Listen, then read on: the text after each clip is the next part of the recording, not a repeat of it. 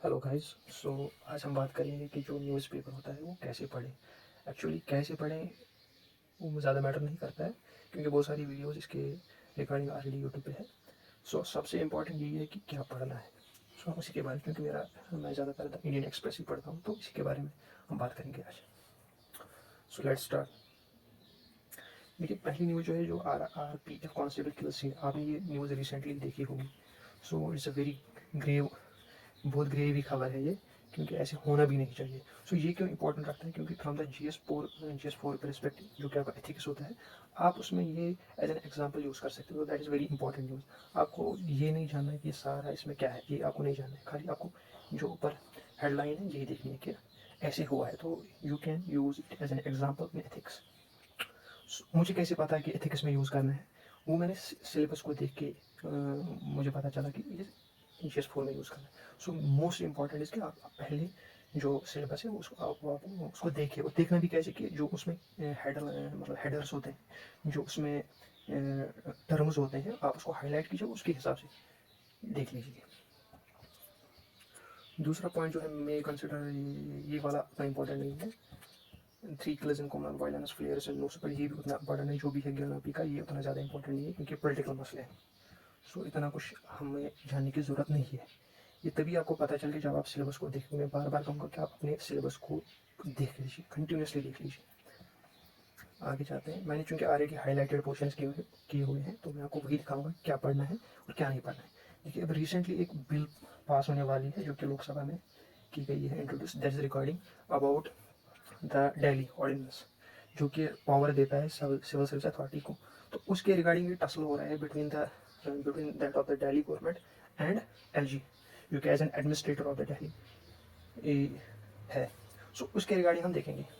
देखिए, इसमें इंपॉर्टेंट क्या है, इसमें ये इंपॉर्टेंट क्यों है। पहले पहले ये इंपॉर्टेंट इसलिए है क्योंकि क्योंकि ये फेडरलिज्म का इशू बनता है। सो फेडरलिज्म जो है, ये GS2 पॉलिटी में आपका पॉलिटी में जो सिलेबस है उसका पार्ट है। सो ये इसलिए इंपॉर्टेंट बनता है। सो इसमें क्या पढ़ना है आप देखो। अब जब सारा पढ़ोगे, इसमें क्या हाईलाइटेड करना है देखो। The act like the ordinance substitutes the words act in his description by acting in his soul description. अभी किस लिए है, जो वहाँ का जो दिल्ली एडमिनिस्ट्रेटर है, उसको जो उसमें जो बिल में इंट्रोड्यूस किया गया कि एक्टिंग इन हिज डिस्क्रिप्शन को चेंज करा है इन हिज सोल डिस्क्रिप्शन। सो ये चेंज बनता है। इससे क्या होगा कि जो भी अथॉरिटी, बोर्ड, कमीशन है दिल्ली में, स्टैट्यूटरी बॉडी जो भी Delhi, that will be appointed by the president और बाय द जो लेफ्टिनेंट गवर्नर जो act as an administrator use हो रहा है वहाँ पे, तो वो कर सकता है। So it overrides the power of the Delhi government. So this that's why is the tussle. अब ये है, अब इसमें ये वाला मैंने हाईलाइट किया, इसको आप यूज़ कर सकते हो इस वाले को, कि फेडरलिज्म में जो इश्यूज आएगा, अगर आपको मेन इसमें क्वेश्चन आएगा, तो आप उसको ऐसे यूज़ कर सकते हो। दूसरा पॉइंट ये है कि this will have an impact on the appointment of the heads of the body, जैसे कि दिल्ली कमीशन में, जैसे मैंने आपको पहले बोला, DERC हेड। ये जो DERC है, दिल्ली इलेक्ट्रिसिटी रेगुलेशन, इसमें इससे पहले ऑलरेडी टसल हो रहा था in between the administrator of the Delhi as well as between the CM। इस पर क्यों हो रहा था, क्योंकि जो वैकेंट वहाँ पे जो पोस्ट था चेयरमैन का, वो वैकेंट ऑलरेडी था, तो उसके रिगार्डिंग ये टसल हो रहा था। तो ये आप एग्जाम्पल यूज़ कर सकते हो कि फेडरलिज्म में, प्लस GS4 जो सिलेबस एथिक्स का, उसमें भी ये आप एग्जाम्पल कर सकते हो। जब आपको पढ़ोगे आपको रियलाइज होगा कि ये बहुत ज़्यादा इंपॉर्टेंट है। सो ये हुआ। अब ये जो न्यूज़ है, MHA suspends IAS officer for reason, ये भी इंपॉर्टेंट बात है, लेकिन इसमें आपको जानने की जरूरत है कि क्या हुआ क्या नहीं हुआ।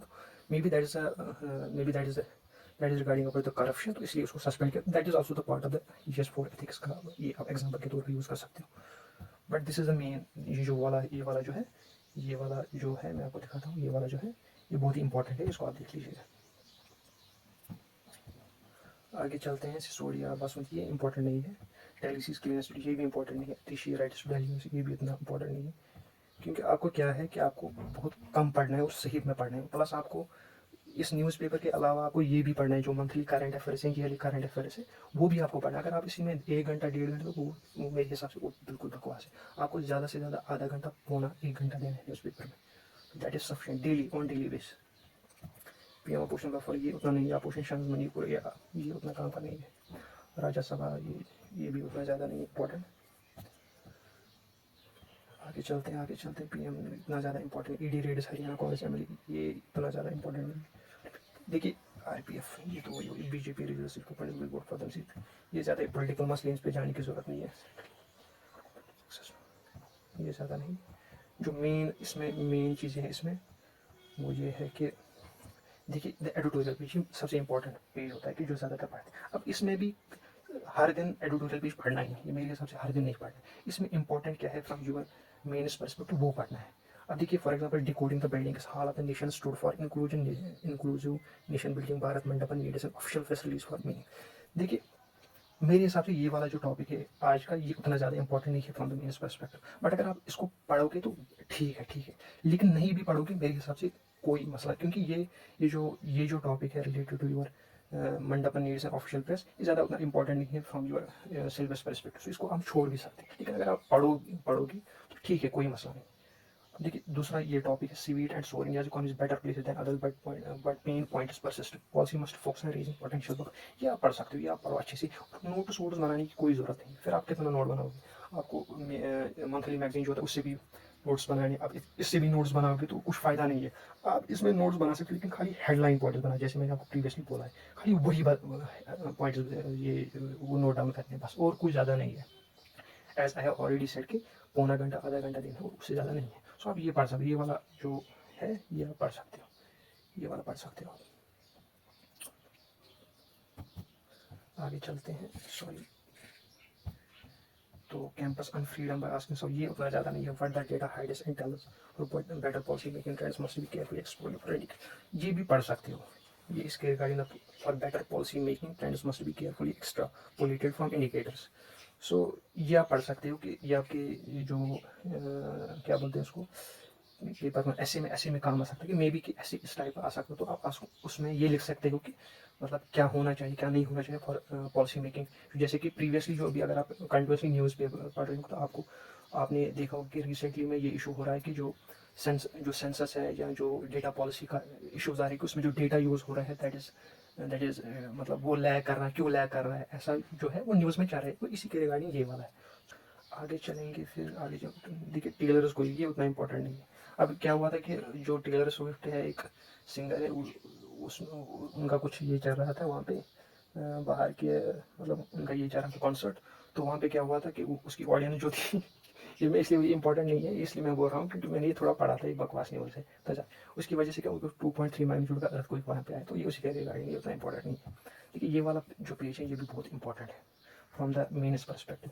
अब इसमें क्या मेन्स पर्सपेक्टिव में जब बोलता हूँ इसमें GS 1 2 3 4 आ सकते हैं, प्लस जो आपका ऐसे है उसमें भी काम आ सकता है। अब देखिए ये वाला जो topic audience time for Indian film makers to embrace destructive diverse कौन, ये आप पढ़ सकते हो। नहीं भी पढ़ोगे मेरे हिसाब से तो कोई ज़रूरत नहीं, क्योंकि क्यों पढ़ सकते हो, क्योंकि जो रिसेंटली सिनेमेटोग्राफिक बिल आई है तो उसके रिगार्डिंग ये हो सकता है, तो दैट बिकम्स इंपॉर्टेंट। अगर नहीं भी पढ़ोगे क्योंकि इसमें डिटेल में लिखा होता है क्या हूँ, तो कोई मसला नहीं, ये मत ही पढ़ो, क्योंकि जो बिल है वो बिल ज़्यादा इंपॉर्टेंट रहती है as compare to this one, वो आपको पढ़नी चाहिए। इसलिए जो ये आइडियाज़ भी, इसलिए ये टॉपिक भी इन्होंने लिखा ही है, क्योंकि ये लाइमलाइट में चल रहा है तो इसलिए। अब देखो standing the farmer agriculture policy has to be farmer centric and national is better option. देखिए ये इंपॉर्टेंट है, ये आपको डेफिनेटली पढ़ना चाहिए, क्योंकि GS 3 जो है इकोनॉमी का पोर्शन है, इसमें MSP एग्रीकल्चर जो आपका टॉपिक है उसमें सारा कुछ आता है, तो ये डेफिनेटली आपने पढ़ना चाहिए। अब देखो इसमें क्या पढ़ना चाहिए क्या नहीं पढ़ना चाहिए और नोट्स कैसे पढ़ने चाहिए, क्योंकि मैंने ऑलरेडी इस पर हाईलाइटेड पोर्शन किया है, तो हम उसी पे सीधे जाएंगे। देखिए only 6% of the farmers in the country get the benefit of the MSP, right? So this is a problem. अब देखो जिसने ये आर्टिकल लिखा है, the writer is a senior Congress leader and former chief. अब इन्होंने जो ये फैक्ट लिखा होगा तो ये ऐसी हवा में तो नहीं लिखा होता, this fact you can use in your answer writing, right? So ये वाला लिख सकते हो। फिर ये है कि the agriculture policy of a country should not only be production centric but also the farmer centric, right? अब क्यों फार्मर सेंट्रिक होना चाहिए? सो ये आपको सोचना चाहिए क्यों, राइट? ये आपका काम है, आप जब पढ़ोगे तो आपको रियलाइज होगा ये सारा टॉपिक क्यों पढ़ना चाहिए। अब देखो रिसेंटली टोमेटो के प्राइस ऊपर हो रहे क्यों हो रहे हैं, इसका भी एग्जांपल उन्होंने दिया है क्यों हुआ है। देखिए for example tomato farmers now around ₹4 to 5 per kg while it is sold to the consumer, क्यों? This is because of the dilemma, this is the middleman, sorry this is because of the middleman, they need to be regulated, क्योंकि जो middleman होते हैं तो वो price जो market forces है उनको डिस्टॉर्ट करके उसको ज़्यादा कर देते हैं, जिसकी वजह से फार्मर को उतना भी नहीं मिलता है जितना उसको मिलना चाहिए। सो this is an issue, right? क्योंकि फार्मर अलाज के बारे में पिछले साल से भी काफ़ी वो लाइमलाइट में रहा, तो ये काफ़ी ज़्यादा इंपॉर्टेंट रहता है आपके लिए। अब ये पॉइंट देखो, MSP saves the farmer from debt and bankruptcy, ये तो ऑब्वियसली पता ही है, therefore it needs to be secured with the legal guarantee, क्योंकि इसकी लीगल गारंटी नहीं थी तो इनका ये है कि it has to be given a legal guarantee, तो ये ऑब्वियसली ये होना चाहिए, तो ये आप लिख सकते हो। Scope of the MSP should be expanded to cover ginger, garlic, turmeric, chili and all other. देखिए क्योंकि 23 क्रॉप जो है उन पे MSP देता जाता है। इनका ये सजेशन कि जो MSP है वो उसका जो एम्बिट है वो इंक्रीज करना चाहिए। जो बाकी एग्रीकल्चर प्रोडक्ट्स हैं, प्रोड्यूस जो निकलती है उनको भी उसमें इंक्लूड करना चाहिए। और ये जो फार्म टू फॉर्क का कंसेप्ट है, फॉर्क का कंसेप्ट है, ये आपको पढ़ना चाहिए, ये आप यूज़ कर सकते हो राइटिंग में। फार्मर स्मार्ट कल्टिवेटिव बेस्ड सेक्शन पर स्वामीनाथन की कमीशन, जैसे देखिए जब आप ये कमीशन की रिपोर्ट या जो स्वामीनाथन कमीशन है उसकी रिपोर्ट हाईलाइट करते हो अपनी आंसर राइटिंग में, दैट मेक्स अ सेंस। क्योंकि आप ज़्यादा मार्क्स फेच करते हैं तो इन चीज़ों को आपको पढ़ने की जरूरत नहीं है कि स्वामीनाथन कमीशन में क्या क्या बोला गया था। अब जैसे बहुत सारे बोलते हैं कि स्वामीनाथन कमीशन की रिपोर्ट पढ़ो, कितना पढ़ोगे? अब खाली एक दो पॉइंट्स पढ़ने हैं रिगार्ड होता है एमएसपी।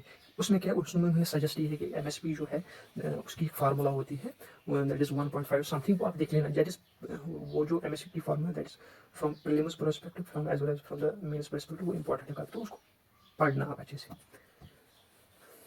लास्ट पॉइंट जो है, the rational MSP is better option than the loan waivers and should be made and legal rights to the farmers assured of decent income.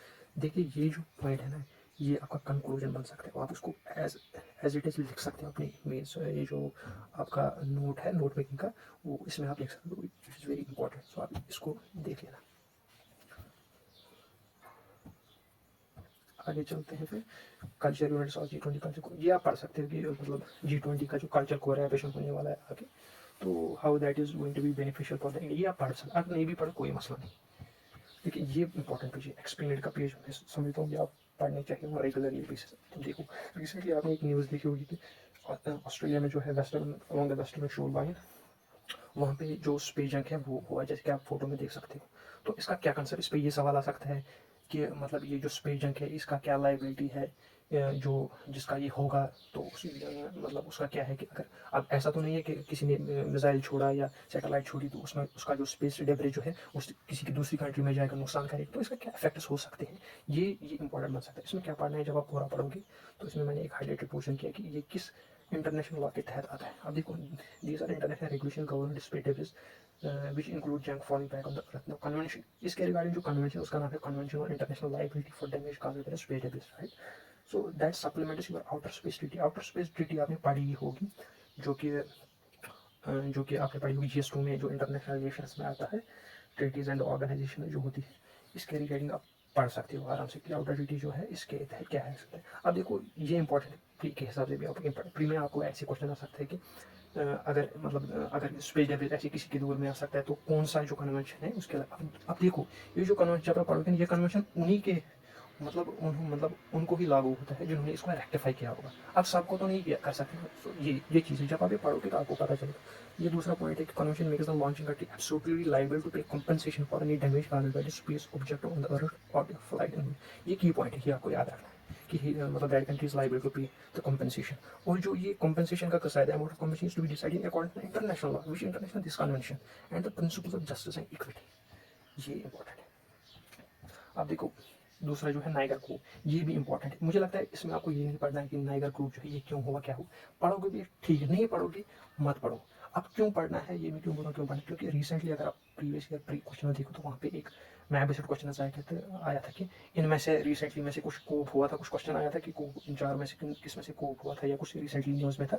क्यों, क्योंकि वहाँ पे कुछ इथेनिक क्लेंजिंग थी या कोप का हुआ था, तो उसमें उसमें दो चार कंट्रीज थी, तो अगर उनके बारे में आप जानते थोड़ा बहुत भी तो आप वो इजीली सवाल करते। तो इसलिए मैं चाहता हूँ कि मे बी इस लाइन पे आगे प्री का क्वेश्चन बने। और इसमें एक की पॉइंट है कि नाइगर जो है is of the particular interest to global powers due to its massive reserves of uranium, right. So this is from the economic perspective, जो इंटरनेशनल पॉलिटिक्स है उसके हिसाब से ये इंपॉर्टेंट बन जाए, which is the seventh largest in the, इसीलिए बहुत सारी कंट्री ने यहाँ पे प्रेजेंस रखी हुई है क्योंकि दे हैव स्टेक, क्यों, यूरेनियम का कंसेप्ट है। तो सो ये चीज़ आपको देखना पड़ेगा। ये जो है एम्प्लॉयमेंट पिक्चर, ये आप पढ़ सकते हैं, नहीं भी पढ़ सकते क्योंकि ये थोड़ा ज़्यादा, अगर आप मंथली मैगजीन पढ़ रहे हो या ईयरली कॉम्पिटिशन पढ़ रहे हो इकॉनमी का तो दैट इज सफिशिएंट, क्योंकि वहीं से आप पढ़ो, यहाँ से आप मत पढ़ो। हाँ, अगर कुछ की टर्म्स आती है जो एक्सप्लेनेड पेज आता है तो वो आप पढ़ लेना जरूर, क्योंकि दैट इज़ वेरी इंपॉर्टेंट। तो दूसरा क्वेश्चन जो है, दूसरा जो टॉपिक है सॉरी, हुआ था pahadis and pahadis propose with action, क्योंकि आपने रिसेंटली न्यूज़ में देखो कि यहाँ पे प्रोटेस्ट हो रहे हैं, जम्मू एंड कश्मीर में जो स्टेट है वहाँ पे प्रोटेस्ट हो रहे हैं भाई by the section of STs जो कि गुजर बकरवा। वो क्यों कर रहे हैं, ऐसा क्यों कर रहे हैं? क्योंकि रिसेंटली जो बिल पास होने वाली है regarding the reservation for the ST, और इसमें बहुत सारे जो एसटीज है कम्युनिटीज़ है उनको इंक्लूड कर रहे हैं। उनका एसटी स्टेटस वो कौन कौन से, वो गड़ा ब्राह्मण है, कोली है, पढ़ारी है, पहाड़ी इतनी जी प्री के परस्पेक्टिव ये इंपॉर्टेंट बात है, और मेन्स के भी हिसाब से भी, क्योंकि रिजर्वेशन पॉलिसी जो है वो है उसमें आप लिख सकते हो। अब इसमें मैंने की पॉइंट्स कुछ लिखे हैं कि जो गुजर बकर वाले जो ऑलरेडी एसटी कम्युनिटी से बिलोंग करते हैं उनका क्या स्टेक है, वो क्यों कर रहे हैं, वो क्यों चाहते हैं कि इन चार जो ग्रुप से कम्युनिटीज इनको इंक्लूड नहीं करना चाहिए, तो उनके परस्पेक्टिव क्यों है ऐसा, और ऐसा क्यों हुआ है, और इनको इंक्लूड करने की वजह भी क्या है कि जो सेंट्रल गवर्नमेंट है वो इनको इंक्लूड क्यों करना चाहते हैं, वो भी लिखा है सारा कुछ जो इस पर लिखा है, वो आपको पता चलेगा कि क्यों क्या हुआ है, तो ये आप पढ़ लेना। बाकी जो नीचे इकोनॉमी पोर्शन मेरे हिसाब से ये सब आप नहीं पढ़ लेना। जो अगेन मैं बोलता हूँ, जो आप ईयरली कंपैरिजन है, मंथली मैगजीन जो पढ़ रहे हो तो आप वही पढ़ लेना, इकोनॉमी पोर्शन वहीं से जो होता है वो सही रहता है। बाकी यहाँ से उतना वो नहीं है, सही नहीं रहेगा। बाकी जो ये पोर्शन है सपोर्ट्स का, ये आप मत ही पढ़ लेना। Okay, thank you.